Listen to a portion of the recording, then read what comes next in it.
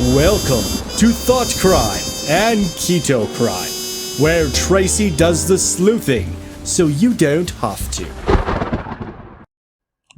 Hey everyone, welcome back to Thought Crime and Keto and Crime. Today we have a rough one, and by rough I mean two back-to-back stories that made me feel so dirty I had to shower like after every chapter of the book I read in conjunction with this. So just so you know, if you don't have the stomach for unabashed hate and lunacy, then don't watch this one, but I think it's going to be a good expose. Today we're covering the Christchurch mosque shootings in New Zealand and the background of the shooter, Brenton Tarrant. And then I will be covering a book that has inspired many white supremacists to do many horrible things, the Turner Diaries, and it is by far the most evil book I've ever read. So that'll be part 2 of this, but for now we're going to cover the background on the shootings. I'm going to break this down into sections, starting with background on the shooter. Then I'm going to talk about the echo chambers known as 4chan and the previously existing 8chan. And then I'm going to delve into the actual tragedy itself and the aftermath. So I will break this up with timestamps like I normally do. Just a personal note, thank you to all my wonderful, wonderful patrons. I couldn't do this without you because this video, these next 2 videos, my monetization is going to go bye-bye because there's no way YouTube is going to allow this through. They're censors. They're going to allow me to do it, but they're not going to allow me to actually get ad revenue on it. So therefore, I'm not going to sugarcoat anything. I'm not going to hide any words because the whole thing is going to be offensive to their system. So by saying that, if you want to become a patron and take, and get behind the scenes videos as well as starting in August, a twice monthly live stream with me, and as well as later on getting some exclusive videos just for patrons only, please consider donating to my Patreon below. If you're not a month by month type of person, I certainly understand that. My PayPal, my Cash App, everything is below. If you want to throw $1 in the tip bucket, it always helps. Just enough to help me, buy the books that I need to do this for you. But anyway, with that being said, I want to give a shout out to all 5 of my wonderful, wonderful patrons. Andrea Lee, Tabara Cooper, Stephanie Mertz, Demelzo Pasco, and my newest patron, Sarah Carney. Thank you so much. I couldn't do what I do without you. Also, the best thing you can do for the channel, because monetary support, though nice, is always appreciated, never required. But what I do ask of you, if you're not subscribed, and about half of you that watch my videos are not subscribed, so I hope this video earns your subscription, please smash that subscribe button below. Go ahead and hit that bell so you get all notifications. That helps the channel, as well as giving it a like and a comment. That helps the channel more than anything. And with that being said, let's get into this very earth-shattering story, shall we? Let's get into the background on Brenton Tarrant. Okay, so the Christchurch mosque shootings were 2 mass shootings that occurred within minutes of each other in the tiny town of Christchurch, New Zealand, during Friday prayer services, March 15th, 2019. It was carried out by a single gunman who, when apprehended, his semi-automatic assault rifle had memes and sayings from the 2 websites we're going to look into, 4chan and 8chan, on it. He also had posted a 27-page manifesto to 8chan moments before this happened, and he left a link to a live stream of this on Facebook. He live streamed his crime, the deaths of so many innocent people, on Facebook for a few minutes. It got shared millions of times before Facebook could take it down, on an alternative Facebook page called Brenton Tarrant 9. So This was well planned out. He knew exactly what he was doing. He had been living not far from Christchurch for about 18 months before this happened, and had been very active on the HN boards, actually talking about what he was about to do. But we'll get into that in that section. Let's just say, but by the time it was over, he shot up the Al-Noor Mosque at 1:40 p.m., Linwood Islamic Center at 1:52 p.m. All in all, 51 people were killed, 49 were injured. This gunman was 28-year-old Brandon Tarrant, an actual immigrant himself from Australia, Grafton, New South Wales, Australia. He grew up in a very typical middle working class suburb town in Australia, very white area that I noticed not a whole lot of minorities there. So he did grow up in kind of an echo chamber, but he had very working class parents. His father was a sanitation worker and his mother was a teacher. One thing they said about Brendan, he didn't make a whole lot of friends. He was obsessed with video games. He was also very overweight as a child. I can empathize with that. I'm still overweight. And he took a lot of bullying at school as a result. And as a result, he dedicated himself to not only a life online where he had no girlfriends, he would solicit sometimes sex workers online, or he would go to strip clubs. That's how he kind of got his sexual gratification. But he kind of made a name for himself in the message boards we're about to talk about, and also became a fitness instructor. He got himself in shape, and he took a fitness course and became a personal trainer at a couple of gyms. And he would often post on Facebook about how good it felt to have 20 people actually just hanging on his every word and trying to emulate him, and how he could do anything he set his mind to. He was very braggadocious, and that often goes along with having ultimately very low self-esteem. Brenton would fall into the category of young white men, disenfranchised white men, that often go along with the term incel. And we'll get into that incel culture in the next little part here. But just keep that in mind. When he was 20, his father actually committed suicide after a long battle with lung cancer. And he took his inheritance and decided to travel the world. He went to Europe, he went to Australia, he went to the Far East, the Middle East, including North Korea, which would raise a lot of eyebrows because North Korea is typically not a touristy destination or a business destination, so it would bring into context why he was there, what he was studying, what he was looking at.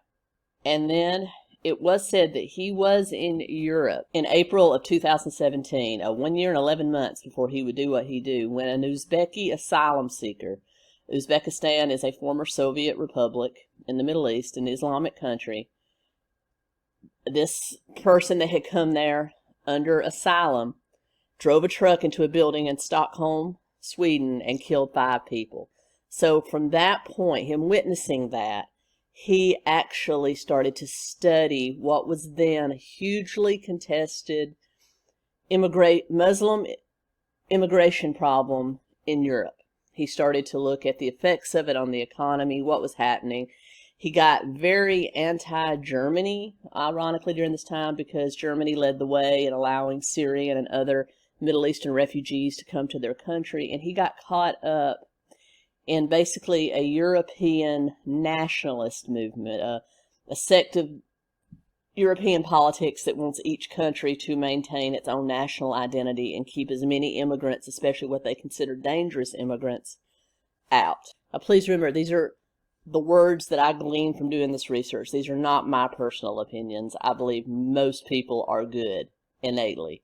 So I don't care what religion you are, what color you are, as long as you treat me with respect and don't try to harm me or my family or my friends, I'm okay with you. Absolutely. And I understand why so many people that didn't agree with the oppressive governments you sometimes find in these Islamic countries fled looking for a better place. And I understand that, and I applaud them for it, and I think they should be given help.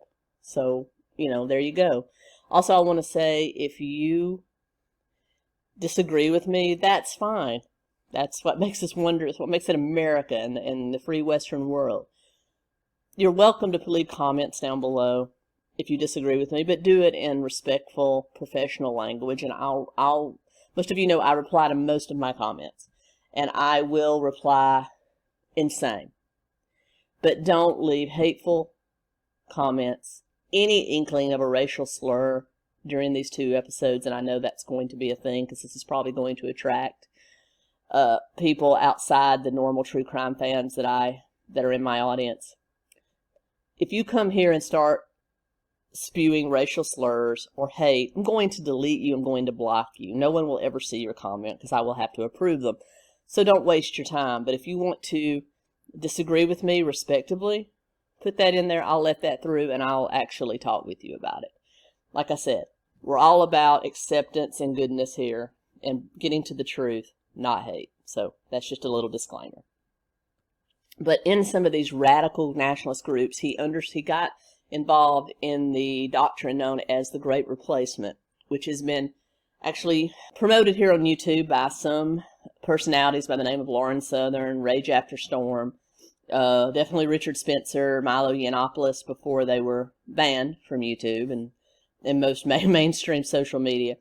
Basically, it's a doctrine that says that the white race is in danger because at least in the Western world, our birth rates have fallen, which often is a trend as a society gets more educated and things like that. The birth rates do fall because people wait till much later in life to have children, if they have children at all. That's just a trend that follows a lot of Western countries as they get more educated and more enlightened, however you want to say that. And as a result, their birth rates fall, and the balance between, a population growing or staying the same starts to shift, and you might even see a little bit of population decline. That's a normal trend. You can check it out. I'll put sources below. But he saw this as basically an attempt by people of color, namely Muslims in this case, to wipe out the white race through a systematic, unseen, secret genocide. His words, not mine.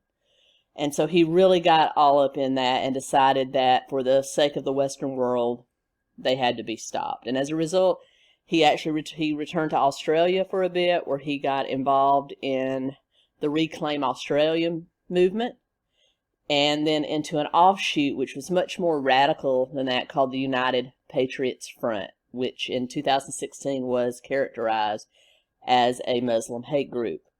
And within that, its leader, Brent Cottrell, Tarrant was seen on Facebook espousing him as his emperor.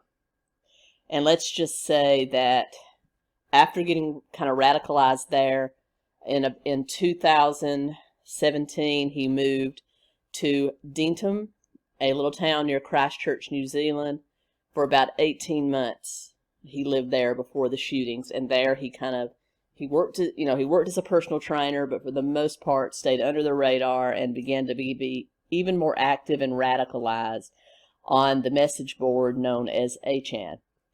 Now, before we get into the second part, I need to tell you that there are 2 websites I'm going to be talking about here, 4chan and 8chan. They are 2 distinctively separate websites. Both of them were started for much the same purposes, but one got more radicalized as the other put in safety precautions, much like Facebook, YouTube, that kind of thing. Now, I want to say this out first. I am a free speech purist. I believe you should be able to say whatever you want to say without fear of government interference.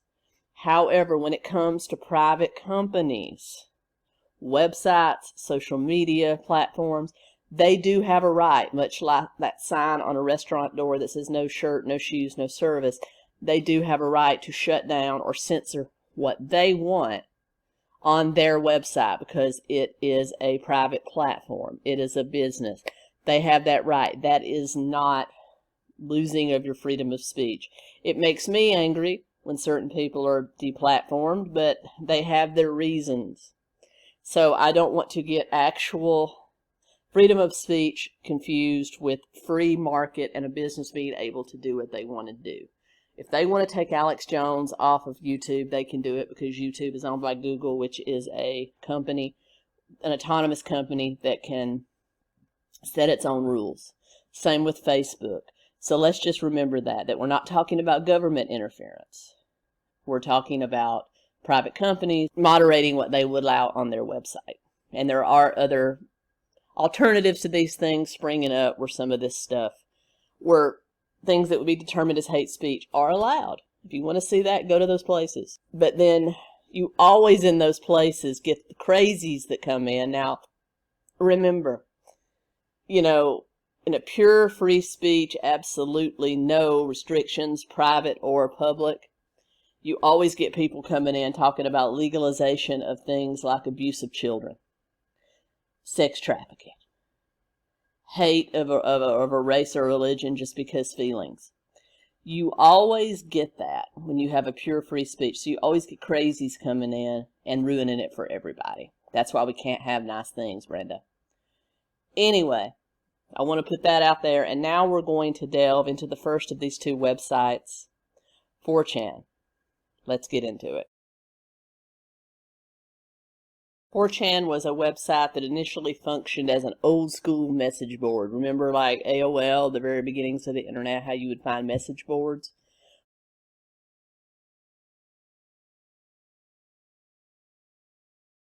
Well, this is exactly what 4chan was. It wasn't a website or a social media platform per se. It was a message board that actually functioned more as an image board, which meant every post had to start with an image. Now, it was launched in 2003 by Christopher Poole, who was on the website under the moniker Moot. And it was unique in that it was completely and utterly anonymous. You know, when you sign onto a website, it asks you to register. You wouldn't find that here, because it was absolutely and completely anonymous. And there were a variety of different message boards that Christopher Poole and his moderators decided what topics or what person got their own board. So it's not like you could just create your own board and start a message. You could post on someone else's board as a reply, and if the post got really popular, that topic, not necessarily you, but that topic might get its own board. And that was completely at the discretion of the owners of the website. And as I said, it was initially started as a way for geeks and gamers to communicate with each other. There was anime, there was manga, video games, music, literature, fitness, politics, sports, anything you could determine led the board.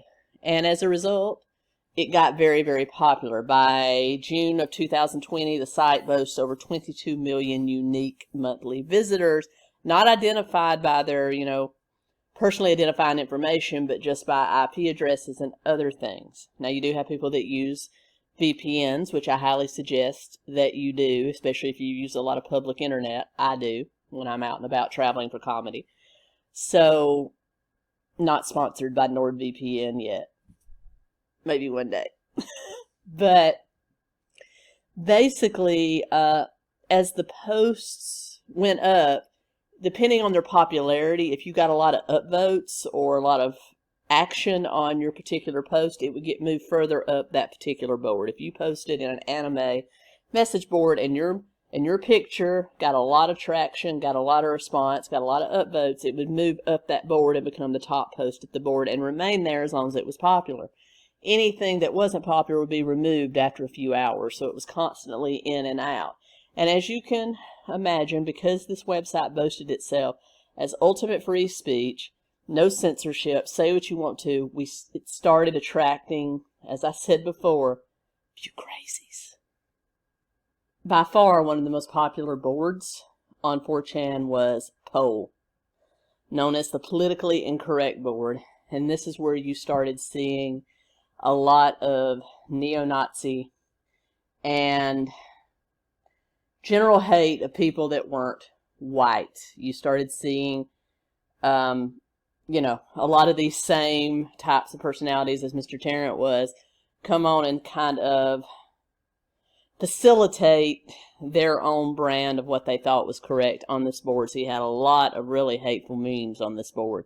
A lot of really hateful replies. In fact, it caught the eye of things like the Southern Poverty Law Center, when you had Daily Stormer, which was once an online news outlet for the alt-right or the white nationalist movement, actually coming on there, posting things. And you really saw a lot of hate, for lack of a better term, hate on this one board. There was also a board called B, the letter B. It was considered a random board, but as time went on, you started seeing things about sex trafficking, things about children you don't want to see kind of on this board. So things progressively got worse and worse and worse. You also had a lot of anti-this and anti-that rhetoric. Several boards dedicated to anti-Scientology movements. Now, I'm not a fan of Scientology myself. I do have a cult video planned on it soon. But you had an anti-Scientology board that kind of sprang up, threatening celebrities that were involved in Scientology. Now, whether or not I agree with their stance, they're still people, don't deserve to be hurt. Anonymous, the hacker group Anonymous, you've seen them with the, V for Vendetta masks. They supposedly had a board here that talked about things like Scientology and conspiracy. Guys, girls, if you're out there, don't hack me. I have nothing against you. Don't hack me. Don't come for me.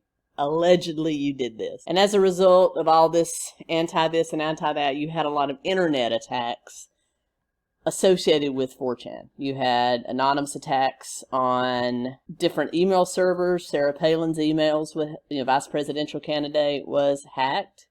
In 2008, you had news outlets that email servers were hacked.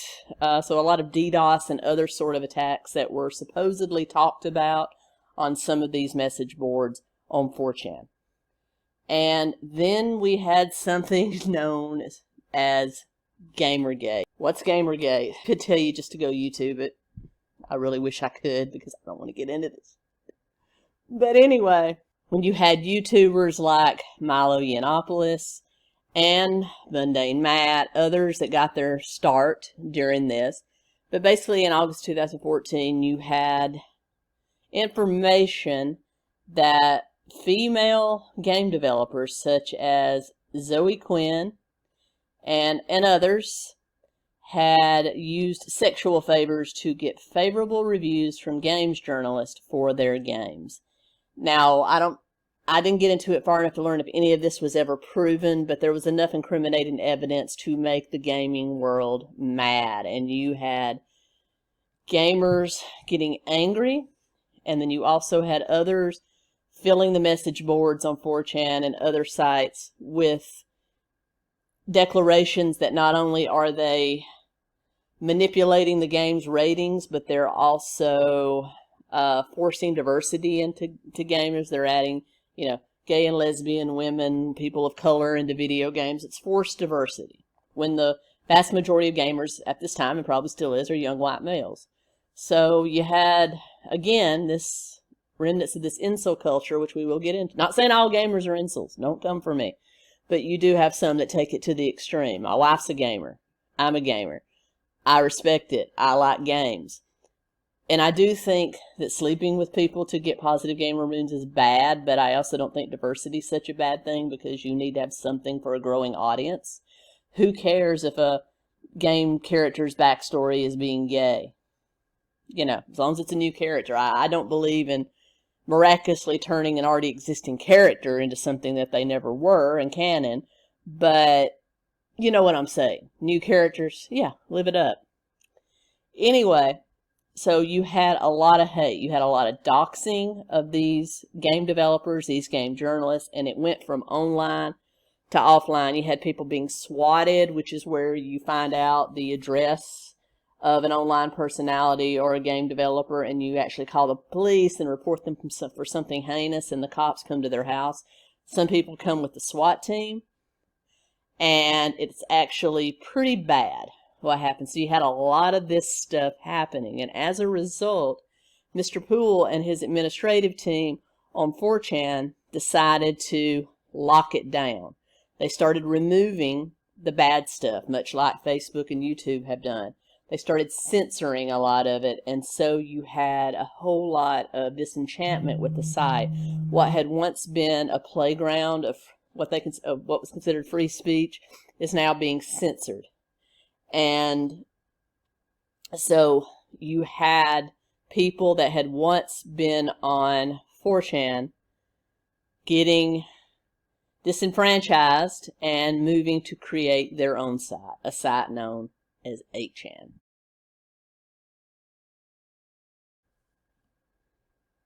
October of 2013, when the first Gamergate kind of put the final nails into the censorship argument on 4chan, but it had been brewing for some time, for some months prior. And in October of 2013, a young computer programmer who was also a dedicated 4chan user by the name of Frederick Brennan decided to create an absolute free speech environment where not only could you say and do what you wanted, you could also create your own message boards. Remember, on 4chan, the moderators created the message boards and their topics based on what was popular and what they thought was worthy of its own board. Well, on 8chan, you could create your own board.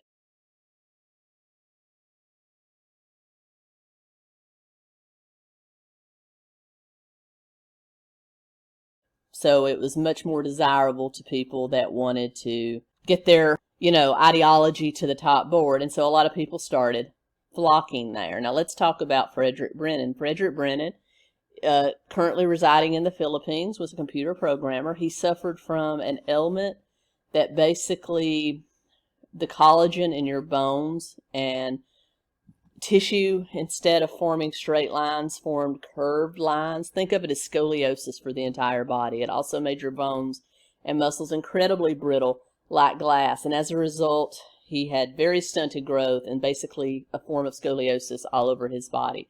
So being online had always been a way of life for him. He found his way to 4chan when the video game discussion board that he was on was raided by people from 4chan. Remember the DDoS attacks and stuff like that? Well, another thing they would do is also have users from 4chan go over and basically break into these other websites, their servers, and harass the members. So he was a member of one of these boards, and once it was raided by 4chan, he decided to go over and see what it was all about. And from there, he got led to another website by the name of WizardChan. And to describe WizardChan from his own mouth, it was a hateful cesspool of misogyny. Now I'm quoting him. And basically what he said, wizard was code for any man that had been red-pilled and was still a virgin. Now, when I say red-pilled in the whole universe of the Matrix, when you take the red pill, you see things as it really is. Well, in this case, they had decided that when they were red-pilled, that it meant that if they weren't good-looking, had enough height, had the perfect body type, good job, good money, good status, that women wouldn't want them. It basically said that women were, pretty shallow people. And as somebody that's pretty homely looking herself, I can definitely say that's not true, that beauty's in the eye of the beholder. It's very subjective, but a lot of these young men don't believe that, and they believe they came up short. So as a result, they had resolved that they were going to be virgins the rest of their life, and they used this board, WizardChan, this website, WizardChan, to basically hate on women. Frederick Brennan actually became an administrator of it and worked doing that a couple of years, and until he met a woman online that he actually ended up having a relationship with. And as a result, lost his wizardrum. He was no longer red-pilled, no longer a virgin, no longer an incel, which is what these men are called now.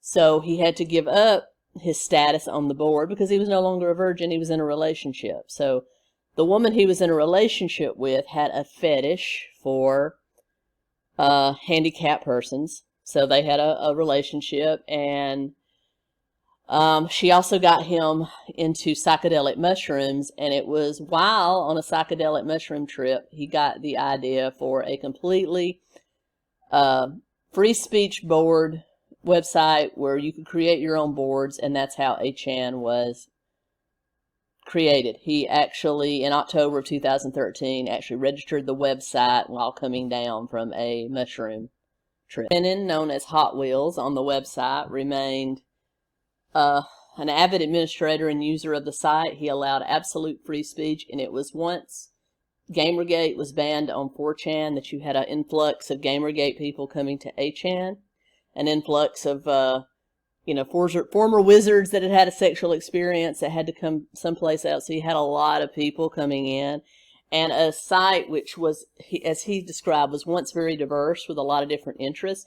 You now had it becoming uniquely disenfranchised white males, and as a result, a white supremacist nationalist underbelly formed on the 8chan site. Quote Frederick Brennan, he had enough of it. He agreed to sell to a American businessman living in Manila, Philippines. His name was Jim Watkins, and he would actually bring Frederick on to be the administrator of the site in late 2014. And as a result, Frederick also moved to Manila, Philippines, where his money would go a lot further, and he could afford a home health nurse for his disability.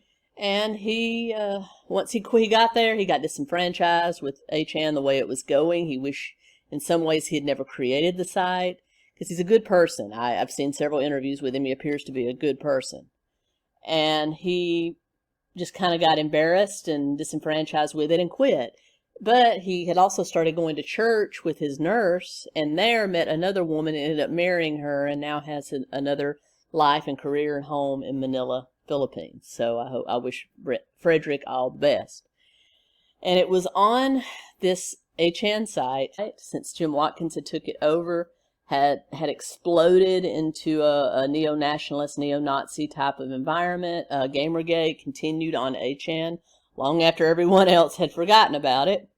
Several notable swatting cases and high-profile doxing cases originated on 8chan. In fact, the federal judge overseeing the Silk Road case, and I have a video on Silk Road, I'll put it up here, Catherine Forrest, she was publicly doxed and called for an assassination on 8chan, so a lot of high-level swattings, high-level doxings.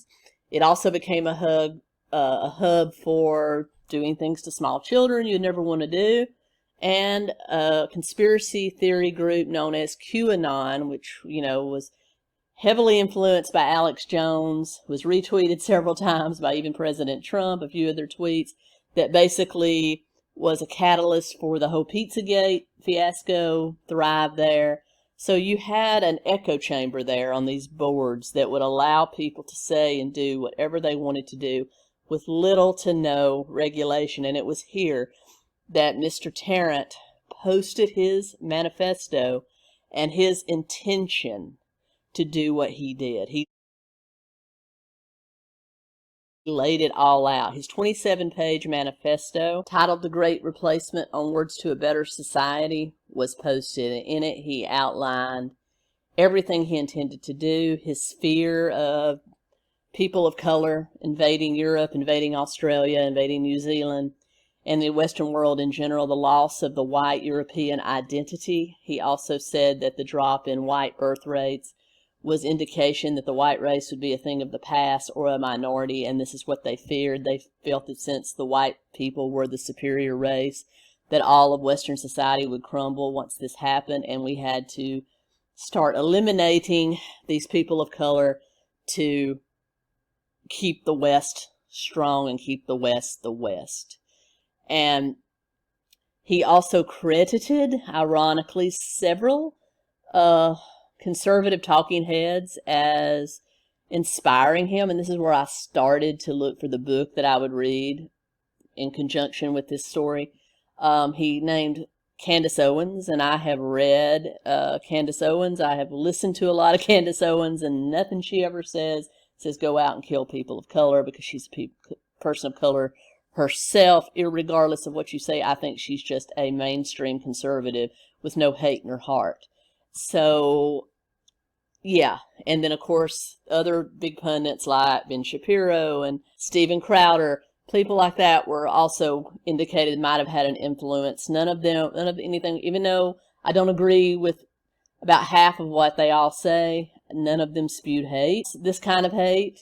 So it was that led me to more research, which indicated that probably his comment about Miss Owens was basically done as a joke, because the type of people he actually associated with online considered these conservative talking heads corporatists, and that they needed to be eliminated along with the people of color. So yeah, it was done as a form of sarcasm, a form of joke. So that led me deeper into a rabbit hole, and I discovered the Turner Diaries, which was a huge influence on many bombings and attacks around the world, and led me to believe that was probably the best book to read for this, because even though it didn't specifically say he read it, I bet this was on his summer reading list somewhere.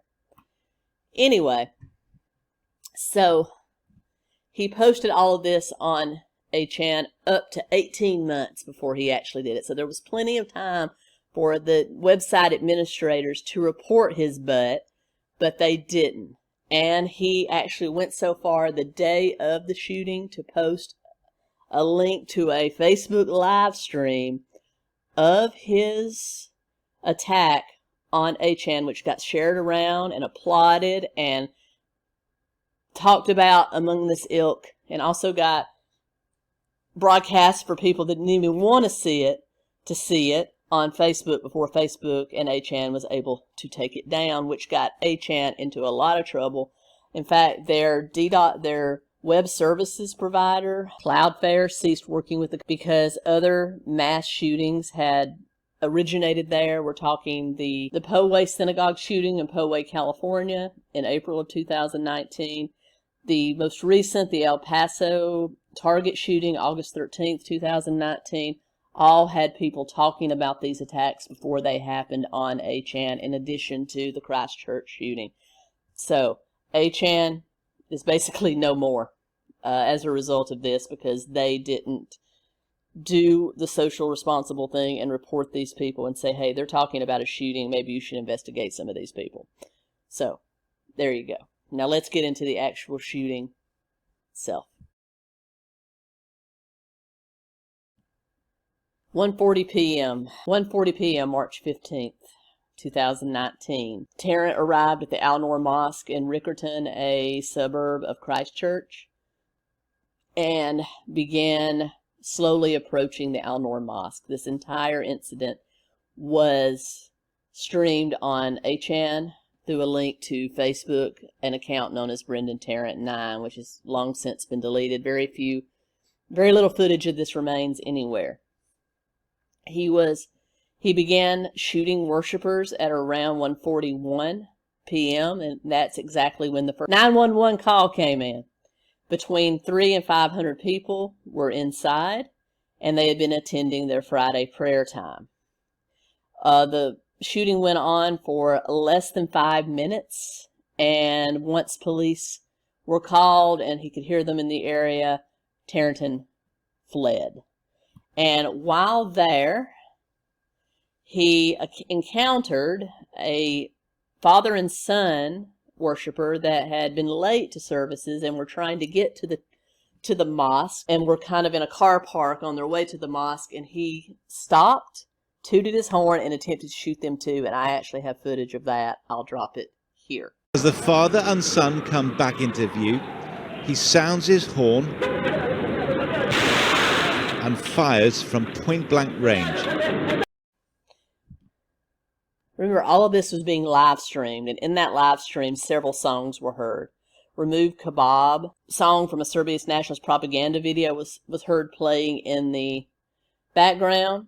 A British fight song was heard playing in the background. So all of this was being played for high entertainment for his ilk, and all of it was live streamed. So for the first 17 minutes of the attack, which basically encompassed pretty much everything.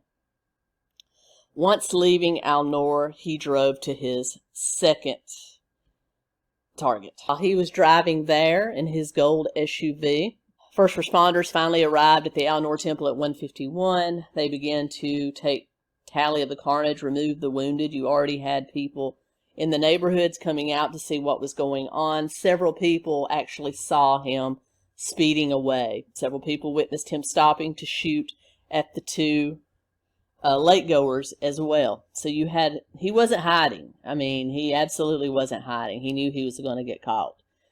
But while they were tending to the wounded, by 1:52 p.m. he had arrived at the Linwood Islamic Center about 7 minutes away and began attacking there as well. 100 worshipers inside that were taking cover.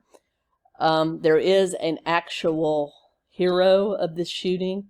A young man by the name of Abdul Wahabazda actually ran from the temple. He grabbed the mosque's credit card reader, which I guess they took donations by credit card. That struck me as odd, but you know, it's the modern world. He grabbed that credit card reader and ran out of the mosque in plain view of Tarrant, who basically chased him.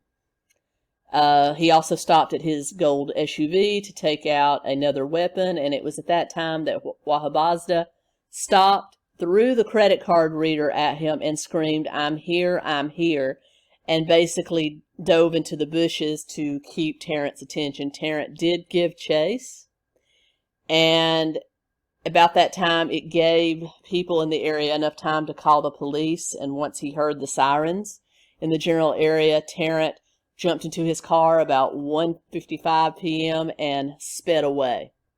However, there was enough people that saw him that they had an adequate description of him, and at 1:59 p.m., police did arrive at the Linwood Islamic Center, and at that same time, police officers pulled over Tarrant on Brigham Street, just a few blocks away, and arrested him at that time for both incidents. And there was plenty of surveyor footage of the arrest, which showed New Zealand police officers actually ramming his gold Subaru Outback and causing him to crash into a couple of curbs, which led to his eventual stop and arrest. Later, he was arraigned with no bail application, nothing for his crimes, and he entered a plea of not guilty. From a maximum security prison and smiled as his lawyers read out not guilty pleas. The court also heard that mental health assessments had found him fit to stand trial. A trial date has been set for May next year. However, in June of this year, during this pandemic that's been going on, he actually changed his plea and pled guilty. Tarrant, you are separately in charges of 1 to 15 of the Crown charge list, charged that on the 15th day of March 2019 at Christchurch, you did murder Khalid Al-Haj Mustafa, Musa Nur Awale, Hamza Khalid Al-Haj Mustafa, Ashraf El-Murzi Raghib. It took the court registrar 2 minutes and 32 seconds to read all of the names of those murdered at the two mosques on March 15. When she had finished, the man responsible for their deaths, who appeared via a video link from his Auckland prison, was asked to enter his plea. Yes, guilty. It took the registrar almost as long to read the names of each of the 40 worshippers the 29-year-old was accused of attempting to murder, many of whom continue to suffer long-term injuries. To each of these charges, charge 52 to 91, how do you plead, guilty or not guilty? Guilty. Only the imams of the And that's where we stand. We're still waiting. There were 51 deaths, 49 injured in the attacks. The tiny town of Christchurch will probably not recover for a long time. It was a very peaceful place, a very accepting place. And I always thought it was ironic that he was so dead set against immigrants, yet he himself was an immigrant to New Zealand. So, yeah. Hate never solves anything, people. And I hope you enjoyed this little delve into the dark side of humanity. Please, if you'd like to subscribe, please do so below. I'll be back real soon with another video. Keto.